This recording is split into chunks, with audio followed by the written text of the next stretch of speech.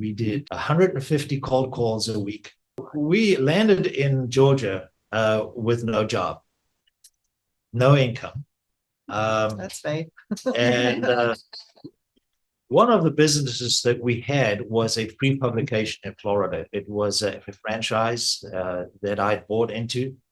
And so we had sold that, and because we are far enough away from Florida, we were able to establish our own publication here in Florida, which was tough because we didn't know anybody.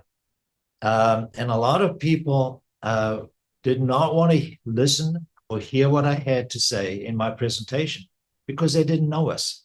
They didn't know us, our publication. They didn't know me personally. We didn't have contacts that we could use as referrals. So it was hard knocks. Basically, we walked cold calling door to door. We did 150 cold calls a week. And 3 or 4 months later, we were able to publish our first issue. It was a very tiny publication at that time, not generating enough to sustain any kind of profit at that time. But that's where we just trust the Lord. I said, Lord, we know that you led us here.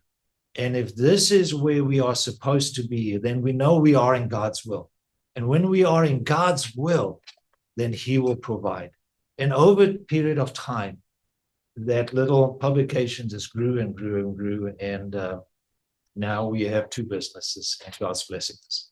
And I'll just share, and I can let you go back to your comments, but I picked up this publication he's talking about in Georgia many times in many places. So thank you for putting that out.